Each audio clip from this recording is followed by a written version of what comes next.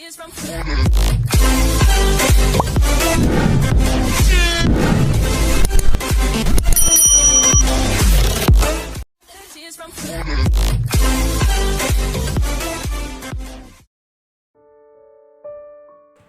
membahasnya lagi. Kenapa dia sangat menyebalkan sekali sih? Sudah 1 minggu ini kami tinggal tanpa Viola. Dan aku pun tidak pernah membahas tentang Viola di hadapannya. Tapi kenapa dia harus membahas masalah itu di hadapanku? Di saat aku sedang ingin menemaninya melakukan sesuatu yang diinginkannya.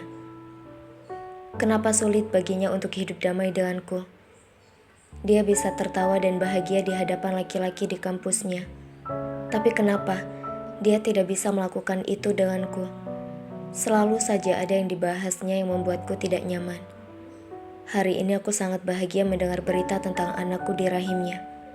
Tapi sekejap mata, dia membuat semua kebahagiaanku runtuh. Buat apa dia membahas Viola?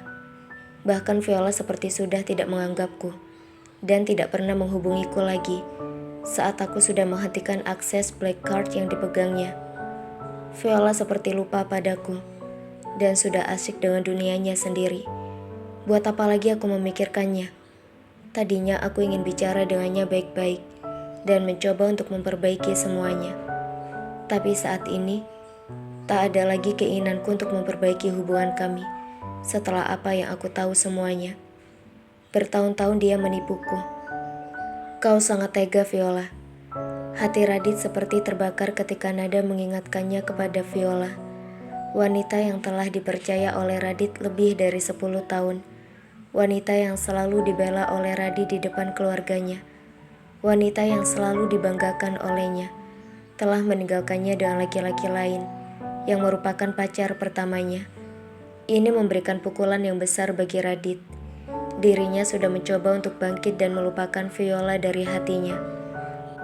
Tapi saat ini, ketika dia sedang sangat bahagia mendengar berita tentang anaknya, seseorang yang dianggap oleh Radit dapat membuat dia memiliki cinta yang baru, justru mengingatkannya kepada Viola. Radit sangat kesal kepada Nada, hingga akhirnya tak sadar karena terlalu lelah memaki, membuatnya menjadi tertidur di dalam mobil. Tuan muda. Radit terkaget dan bangun dari tidurnya. Radit mencoba mengumpulkan memorinya lagi dan mengingat keberadaannya. Maaf, aku ketiduran. Ada apa? Tanya Radit pada drivernya. Tuan muda security di restoran ini menyuruh kita untuk segera pergi, karena restoran sudah tutup. Oh ya Tuhan, saking kesalnya aku sampai lupa kalau Nada tidak memakai sendal. Dan aku belum membayar biaya makannya di dalam. Gumam Radit dalam hatinya, yang kemudian langsung turun dari mobilnya, menuju ke dalam restoran dengan sangat terburu-buru. Denada, lampu di restoran sudah mati. Hanya tinggal beberapa lampu kecil temaram saja untuk menerangi jendela restoran. You looking for the pretty girl who has this ring? Suara seorang pria bule membuat Radit tersentak dan sangat kaget. Cincin Denada kenapa ada padanya? Oh Tuhan, apa dia melakukan sesuatu yang buruk pada Denada? Gumam Radit dalam hatinya, dan langsung menghampiri Sean dengan sangat marah. What have you done to her? Tanya Radit sudah membentak Sean. Easy sir, she didn't have any money to pay the bill. So she gave this ring as a guarantee. She said you will come inside to take this ring back and pay all the bill. She also borrowing jacket and sandal from us before she left.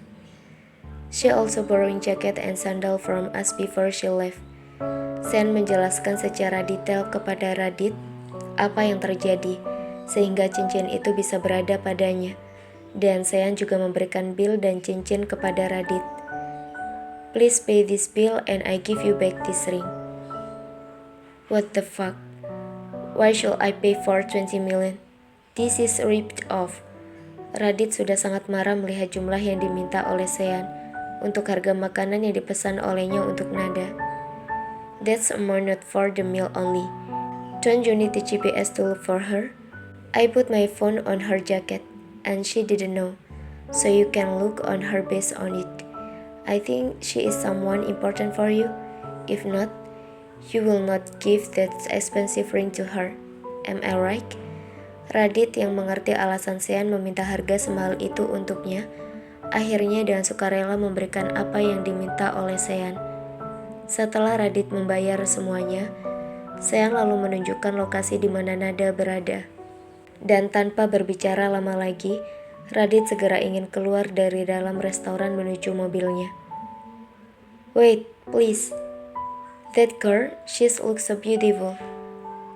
What is your relationship with her? Tanya Sean sebelum Radit pergi. That is not your business. Radit sudah ingin keluar dari pintu restoran, tapi kemudian berhenti sebentar karena kata-kata Sean yang sangat mengganggunya. I like her. She's so pure. I think she's a really interesting woman. If you do something like this again someday, and I see it, don't blame me if I take the chance to get her.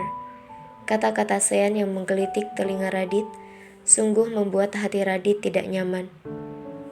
It won't happen even in your dreams. Radit yang sudah sangat kesal datang menghampiri Sean lagi dan menggebrak mejanya untuk membuat Sean tidak berpikir macam-macam untuk mendapatkan Nada. Hahaha, don't you know? She was look so desperate and almost cried when gave that ring to me. You hurt her a lot, sir. I know it when she asked something to hide herself. So you'll not know when she went away from this restaurant, and you should be careful. It's already night. She's so beautiful and very dangerous to walk on foot in this late. Sean tersenyum dan mencoba untuk mengingatkan Radit betapa pentingnya dia pergi sekarang juga daripada marah-marah kepada Sean. Just think about yourself and don't ever walk on my business.